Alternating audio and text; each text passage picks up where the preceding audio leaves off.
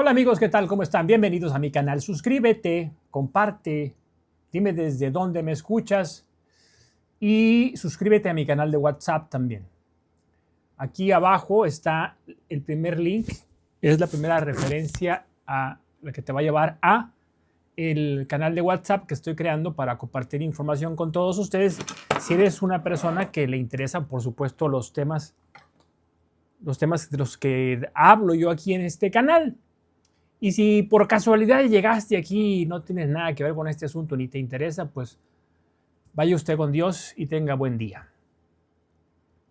La vida sabia, sabia con B, B de burro, sabia. No me refiero a la linfa, a la sangre de los árboles, no, me refiero a la sabiduría, al saber vivir, al arte de vivir. Porque de toda la vida de Dios, los seres humanos han buscado esa sabiduría, han querido además plasmarla por escrito en obras que sirvan a los más jóvenes como, digamos, una especie de linterna, una luz que les ayude a avanzar entre tanta tiniebla como hay en la vida. Recuerdo, por ejemplo, los famosos relojes de príncipe, ¿no? Que eran compendios de sabiduría para los jovencitos de la nobleza. Pero como vivimos en épocas muy, muy liberales y muy democráticas, aparentemente todavía, eh, todos podemos aspirar a ese bien vivir, a ese saber vivir.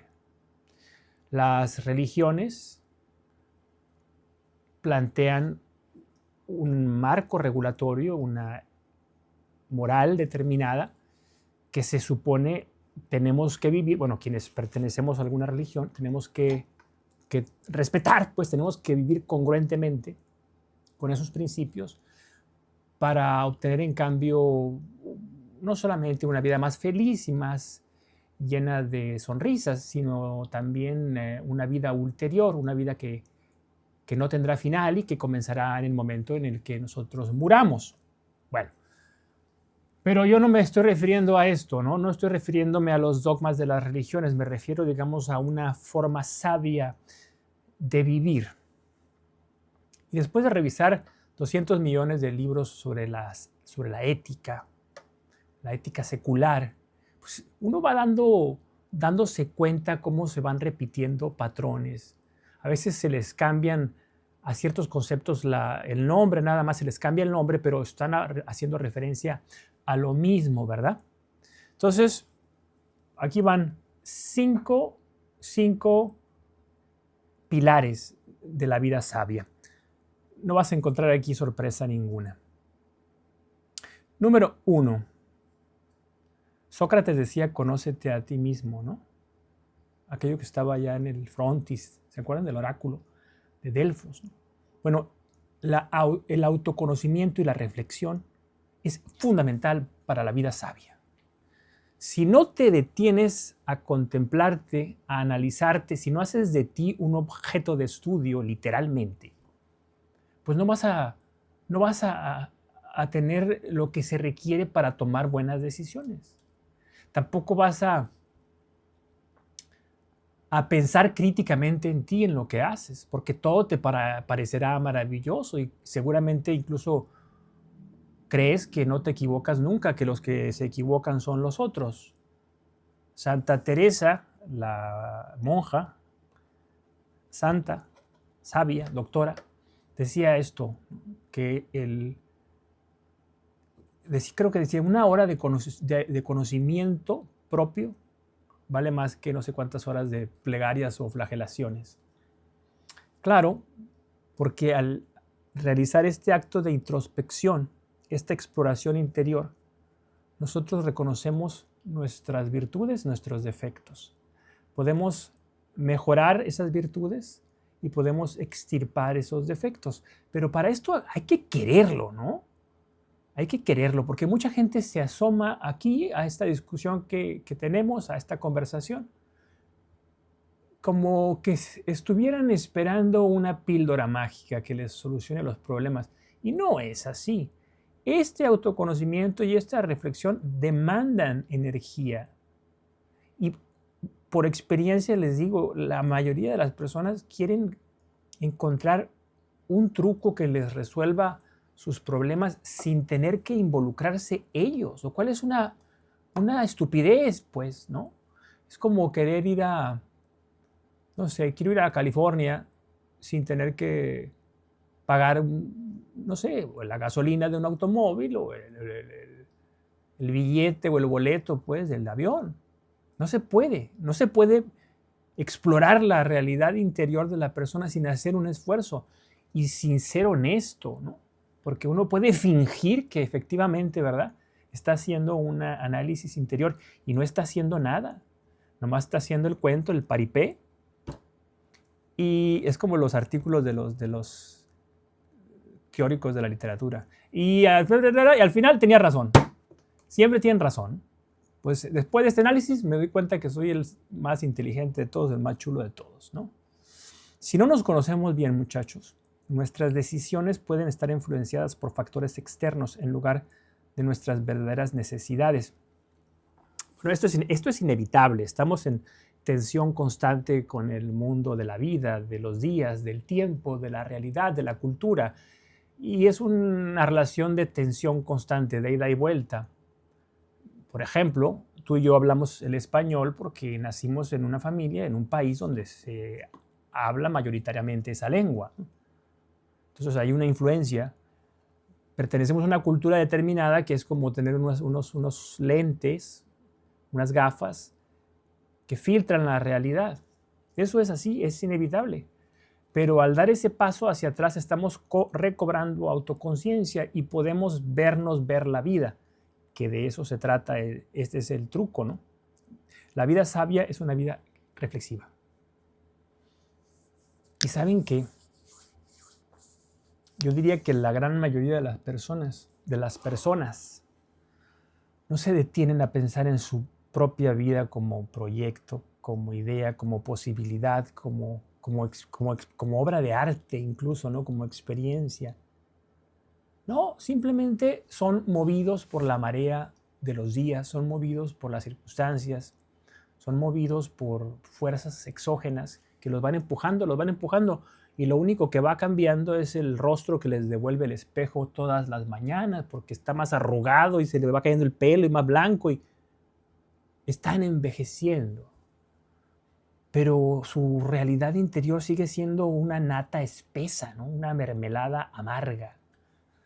¿Por qué? Porque no han despertado ese furor y esa pasión, ese apetito por vivir que tú y yo tendríamos que experimentar siempre.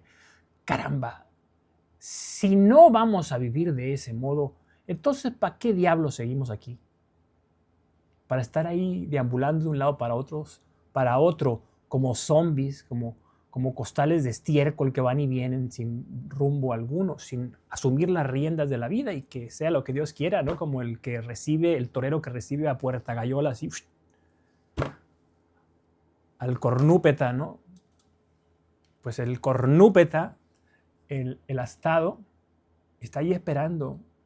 ¿Escuchas los, cómo se dice, bramidos? Los bufidos. Ese sonido mitológico de los toros en las plazas de toros es tremendo, ¿no? Pone los pelos de punta. Pues ahí está ese toro y se llama vida y te toca a ti y a mí torearlo. Empecemos por donde debemos empezar, haciendo un balance justo de nuestros activos, para decirlo en términos financieros. ¿Qué tenemos? ¿Con qué contamos? ¿Cuáles son nuestras habilidades? ¿Cuáles son nuestras pasiones? ¿Hacia dónde se arrojan nuestros intereses? Muy bien. Número 2.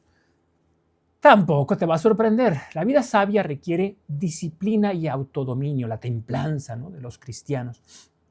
La disciplina es tan importante, pero para que ésta funcione, tiene que ser una disciplina autoimpuesta. Es como el amor, no admite el imperativo. Tú no puedes decirle a una persona, haz esto todos los días, porque te va a decir, pues, ¿por qué o qué? ¿Quién eres tú? Como se dice en el mundo hispánico, ¿no? El ninguneo. ¿Quién eres tú para decirme a mí? Y razón no le faltará.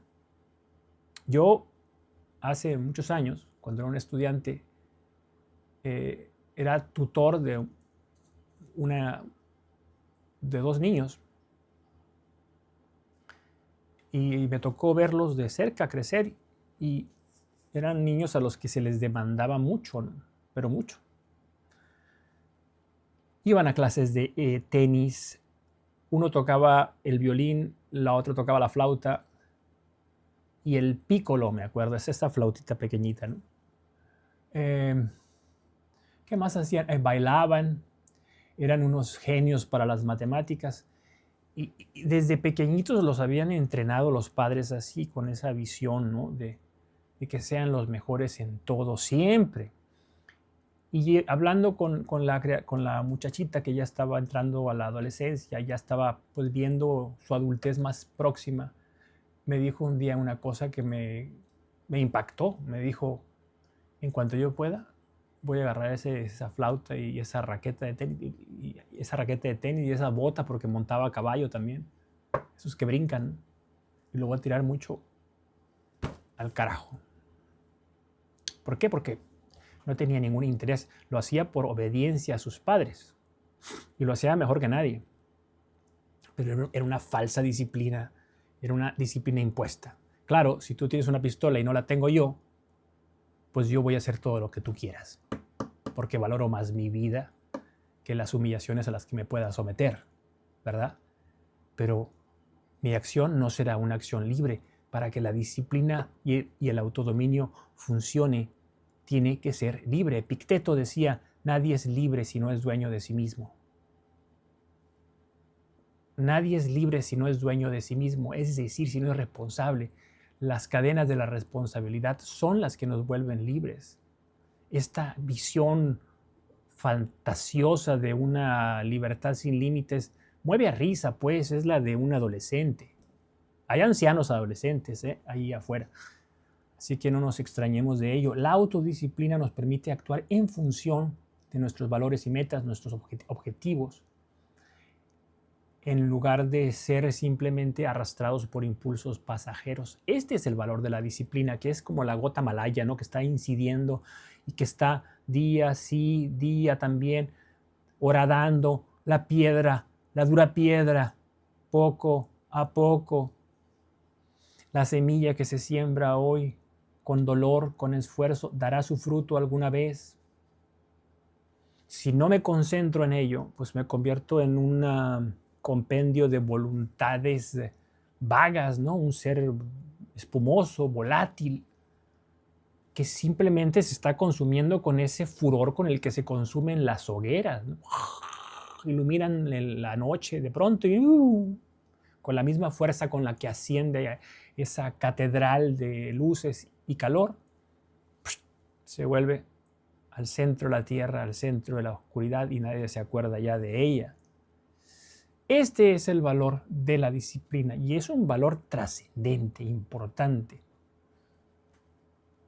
Dicen que el mejor maestro de la disciplina o la mejor forma de infundir la disciplina en los demás, en los hijos, es a través del ejemplo, pero yo creo que no estoy tan seguro de eso, por algunas cosillas que luego les voy a contar. Dicen, si tú ves a tu papá o a tu mamá haciendo X o Y, lo vas a hacer tú. No lo sé. Cada ser humano es libre para aceptar o no la poderosísima aventura de vivir a plenitud. Hay quienes simplemente deciden pasar como pasan los días de un año. Punto número 3. Pensamiento crítico y toma de decisiones conscientes. Esto del pensamiento crítico me suena como a programa educativo, ¿no? Hay que incluir el concepto del pensamiento crítico, hay que educar a nuestros alumnos en el pensamiento crítico para acá, el pensamiento crítico para allá. Y es un término manoseado, vacío. yo soy a lo mejor más bestia, ¿no? Yo digo que el pensamiento crítico supone, sobre todo y ante todo, la capacidad de cambiar de opinión, cosa que he visto muy poco en este mundo. Si la persona es incapaz de cambiar de opinión, es porque no está pensando críticamente. Es una persona que puede ser un portento de palabras, un logorrágico, pues, ¿no? Un merolico. Puede seducir multitudes como los demagogos, ¿sí? Pero si esta persona no da testimonio cambiando de opinión, es que no está pensando. Es que simplemente está reproduciendo el discurso dogmático. Eso pasa en la política, en la vida pública en general, en las religiones, ¿no? También.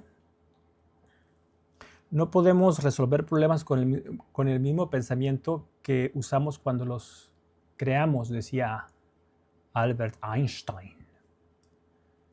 Es decir, hay una especie de mutación ontológica ahí, ¿no? Que hay que reconsiderar para atacar la realidad, para embestir la realidad de una manera distinta. Eso es pensar críticamente. Y la realidad nos envuelve a nosotros. Entonces, en el proceso de disciplina, de autoconocimiento y reflexión, tenemos que estar haciendo esto, cambiando nuestro ethos, nuestra forma de comprendernos. Porque si no, optamos por la fácil, ¿no? Cuesta abajo y en neutral. Es que así soy yo, y así somos nosotros. En la casa así somos todos, ¿sabes? Somos muy gritones y muy majaderos.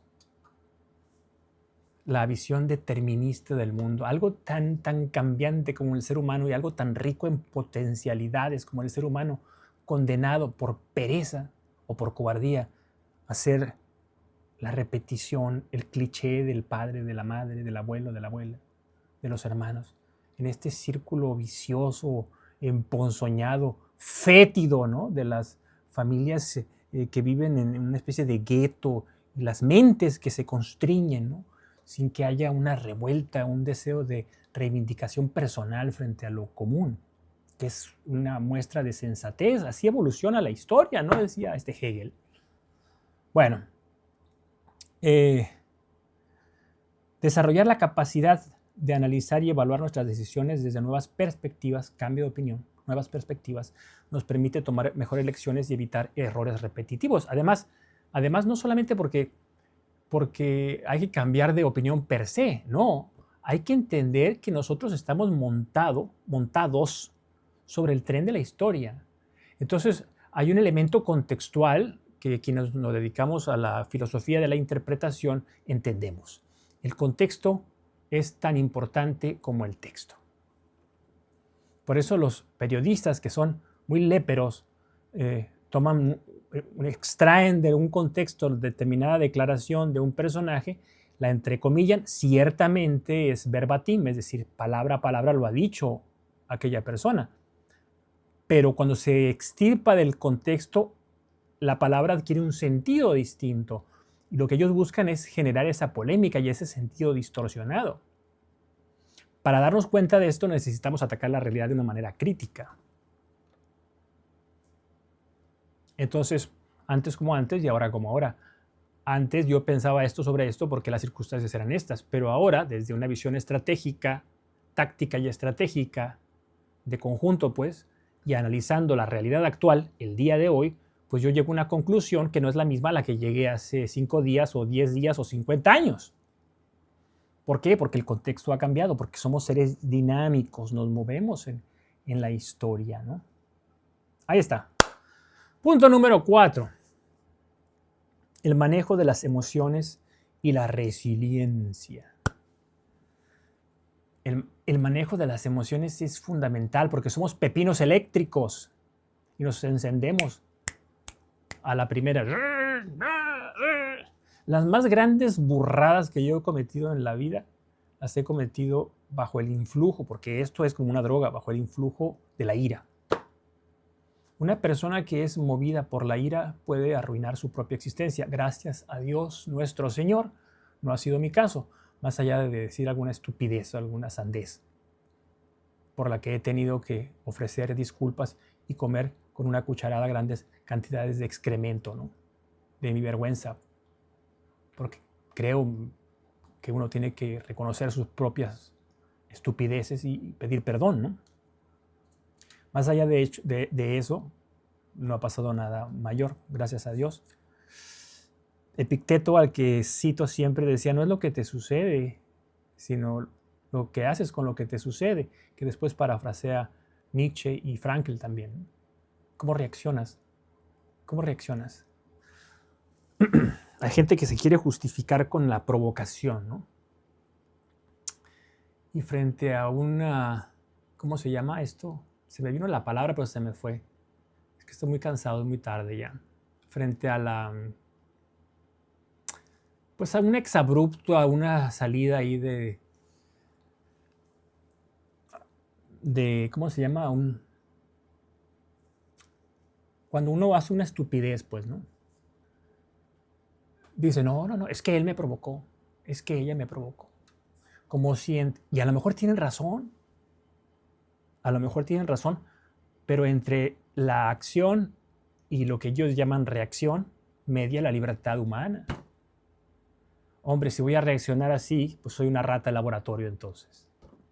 Los behaviorists, ¿cómo se llama? Los conductistas. En algún tiempo, me imagino que ya habrán matizado el punto, pero en algún tiempo creyeron en ello, ¿no? Creo que Skinner era famoso por una frase que decía, si yo me concentro, puedo hacer que te rasques la nariz. Y entonces empezaba a hacer algo así, y entonces tú como espejo reaccionabas, y era un truco que hacía para que sus amigos se rieran, ¿no?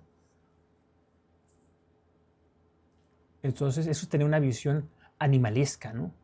Del pepino eléctrico, es decir, del ser humano. Pero yo creo que no es así. Yo soy existencialista. Creo en la libertad con Sartre y con Camus. Bueno, Camus es absurdista, ¿no? Pero creo en la noción de una libertad absoluta. Y libertad, en mi caso, para la búsqueda de un sentido. No para sentarme ahí como si fuera, pues, qué sé yo, un yogi, ¿no? Semi-bichi ahí abajo de un árbol. Nada ahí, viendo pasar las cosas de la vida como si fuera un animal, ¿no? Hombre, no, libertad para involucrarme en mis proyectos. Me he hecho viejo, pero creo que he ido pataleando en la vida y no tengo la menor intención de largarme de esta fiesta todavía hasta que me echen. Ya me echarán por la puerta de atrás, pero van a tener que echarme, porque de aquí yo solito ni de loco que me voy. Manejar las emociones supone un acto de resistencia. Si te ofende, no es nada fácil quedarte callado. Pero si te quedas callado, ganas.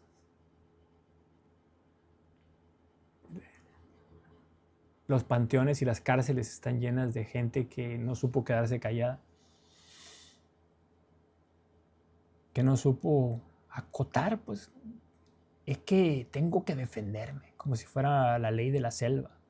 Hombre, pues no hay mejor, como dice el dicho, más vale que digan aquí corrió que aquí quedó. Y eso no es cobardía, es prudencia. ¿Cómo te vas a agarrar a golpes? Como si fueras un mandril. Pues eres un Homo sapiens sapiens, no eres un babuino, ¿no? O un mono de culo rojo, como dice Octavio Paz en un poema, ¿no? Que me da tanta risa. Un verso de Paz que dice, en el islote chillaban monos de culo rojo.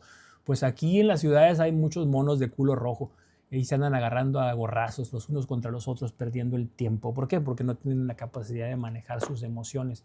Siempre esta resistencia emocional siempre será la mejor de las inversiones, la mejor de las inversiones existenciales, de tu existencia, de tu vida. Número 5, propósito y servicio. ¿Se acuerdan lo que yo mencioné ayer o antier cuando hablaba de don Martin Seligman? Cómo llegó a la conclusión después de tantísimos años de dedicarse al estudio de la conducta humana, no desde la visión patológica de la psique, sino de una visión, por eso se llama psicología positiva, de una visión que intenta mejorar las fortalezas de la persona, ahí donde la persona se hace fuerte, ahí hay que empujarla para que a partir de esas fortalezas crezca. Bueno, este señor llegó a la conclusión de que lo que nosotros buscamos es una especie de homeostasis, ¿no? Una especie de equilibrio, no una felicidad así hollywoodesca, ¿no? Con cohetes y serpentinas, no, sino de la ausencia del miedo, de la quietud, de la satisfacción del deber cumplido. ¿Verdad? Bueno, dice, todos buscamos eso, pero el camino es difícil, toma tiempo, toma esfuerzo. ¿Y qué es lo que hacemos? Dice, bueno, lo que hacemos es que optamos por lo más fácil, que es el placer, porque somos ratitas de laboratorio, entonces nos enganchamos a cualquier estimulante que nos provoque placer. Cuando no hay sentido de vida, abunda la adicción, decía Frankl, ¿no? Pues tiene que ver con esto. El placer. Y después, como el placer es tan básico, es tan animal, el reconocimiento público, que ya es social, el reconocimiento público porque soy un gran empresario, porque soy un líder de opinión, porque soy un político, porque soy un gran académico, porque soy un gran científico. Yo, mí, para mí, me, conmigo. Soy el centro de la Tierra, soy el centro de la Tierra, soy el ombligo del universo. Y esta fantasía egótica, ¿no? Provoca un placer narcisista, aterrador, que tiende siempre a terminar en actos destructivos o autodestructivos. Y el tercer punto, decía Seligman, es el servicio. Pues aquí se menciona propósito y servicio. ¿A dónde voy? ¿A servir a los demás? A servir a los demás de múltiples maneras. No quiere decir esto que te conviertas en un misionero que anda ya entre las ciudades más pobres del sudeste asiático, qué sé yo, limpiándole las llagas a los moribundos. Bueno, si esa es tu opción, pues me parece muy bien, adelante.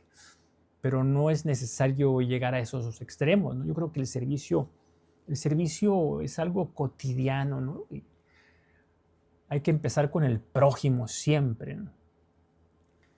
Ama, ¿cómo dice la regla de oro? Ama a tu prójimo como a ti mismo. ¿Quién es el prójimo? El próximo, el vecino. En inglés se dice la Biblia, the neighbor, ¿no?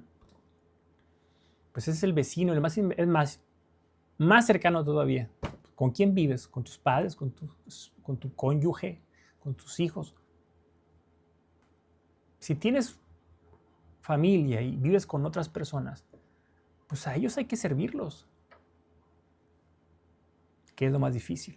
Porque lo más fácil del mundo es ser, como dice el dicho, candil de la calle y oscuridad en la casa, ¿no? Lo más difícil es servir a los que uno ama y con los que convive diariamente, porque uno tiene que respirar sus vicios, conoce sus malignidades y a veces las utilizamos perversamente en la pugna por el poder doméstico. Por eso es más difícil, pero ahí se puede servir por ejemplo, se sirve con la paciencia, con el cuidado, con la preocupación, con la convivencia respetuosa, con el reconocimiento de la dignidad de la otra persona. Es una forma de servir y ahí está sirviendo un propósito. Mi propósito está claro y es un propósito cada vez más caduco, ¿no? Que es el colocar a la persona en el centro de todas mis preocupaciones. Frente a cualquier problema, disyuntiva, digo, ¿dónde está la persona? A ver, colócamela aquí y a partir de esto, de este punto de referencia, yo puedo empezar a especular. Pero la persona aquí, al centro, siempre, porque es lo más importante para mí, en mi visión de mundo. Es una concepción antropológica de la realidad, humanista, trascendentalista. Creo en ello, no tengo más. El propósito de la vida no es ser feliz, decía Emerson a propósito de los trascendentalistas. El propósito de la vida no es ser feliz, es ser útil, honorable y compasivo. Haber hecho alguna diferencia en la vida de los demás. Hay un famoso epitafio que ahora mismo no me acuerdo de quién es. Creo que era un masón famoso, pero no sé quién era. A ver, voy a buscarlo. El epitafio decía, pasó por la vida, ¿no era qué? Pasó por la vida haciendo el bien. A ver, voy a buscar aquí si lo encuentro. Pasó, porque ya estoy viejito, se me olvidan las cosas.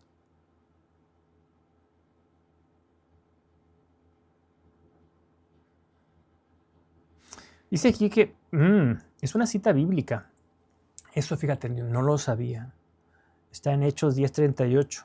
Pasó haciendo el bien y se refiere obviamente a Jesús de Nazaret. Creo que lo dice Pedro. Pero hay un epitafio, entonces ese epitafio lo tomó de aquí, ¿no? Vamos a ver.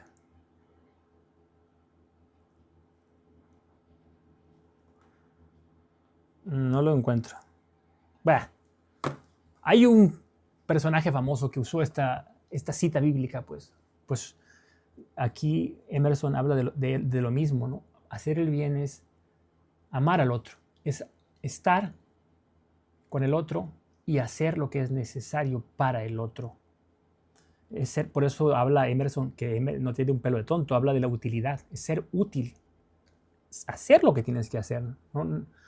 No esta visión torpe del amor, ay, te amo, el amor, pero como todo verbal, ¿no? El amor es acción y presencia. Entonces, estar ahí, ser útil, ser compasivo, comprender al otro, sobre todo en sus miserias, ¿no? Comprender al otro en sus miserias, eso me parece tan importante. Cuando uno es compasivo, no me refiero al hecho de que, por ejemplo, a fulano de tal, se le acaba de morir su mamá a tu amigo fulano. No me refiero a eso, no me refiero a esa empatía, no. Por compasión me refiero a reconocer a tu amigo en un estado de miseria y comprenderlo. Hizo una burrada muy grande y no caer en la tentación en la que caemos casi todos siempre, que es la de levantar las antorchas, ¿no? Y hacer leña del árbol caído. Hay un dicho mexicano que dice al ahorcado jalarle las patas, ¿no? Como se cayó, como se muestra su miseria moral, sus debilidades, sus fragilidades, pues entonces ahí voy yo con mi antorcha y vamos todos los del pueblo con antorchas a rodear su casa ahí para señalarlo con dedo acusador. Y no nos vamos de ahí hasta que volvemos con su cabeza gesticulando, ensartada en una pica, ¿no? En el internet, en el mundo virtual pasa todo el tiempo, porque somos puritanos, ¿no? Queremos sentirnos superiores al otro. Entonces, aquí, esto es ser compasivo de veras. Es decir, hermana mía, hermano mío, mi semejante, tus miserias son mis miserias y tus glorias han de ser las mías también. Eso decía, bueno, eso lo digo yo, ¿no? Propósito y servicio. Te voy a recomendar un libro ya que se acabó el tiempo, solamente uno, y a un autor. Si no lo has leído, creo que te puede interesar. Y sobre todo si llegaste hasta este punto del video. Se llama El arte de la prudencia y lo escribió un sacerdote jesuita, filósofo, escritor, moralista. Escribió mucho sobre el arte de la vida, ¿no? Sobre las estrategias, la prudencia en la vida, la frónesis. Es un personaje del siglo de oro español y es un precursor,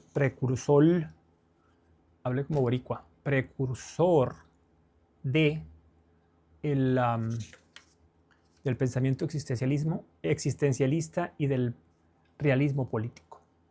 Baltasar Gracián, que murió en el año de 1658, en el siglo XVII, ya hacia los finales del siglo de oro de la madre patria y del mundo hispánico en general, ¿no? Bueno, ahí está, El arte de la prudencia, mi recomendación de lectura. Si te interesa vivir la vida sabia, creo que hay que recuperar esta pasión. Hay que recuperar estos manuales, estos relojes de príncipes, estos manuales de vida, estas reflexiones existenciales, prudenciales, hoy más que nunca, hoy que están lloviendo meteoritos todas las noches. Hay que crecernos al castigo y hay que invocar el sentido en medio del absurdo de la era en la que nos ha tocado vivir. Eso creo, eso quiero vivir y por eso quiero morir. Muchas gracias, muchacha, muchacho. Suscríbete a mi canal de WhatsApp, suscríbete a este canal de YouTube y nada, se acabó lo que se daba. Nos vemos en la próxima ocasión. Hasta pronto. Bye bye.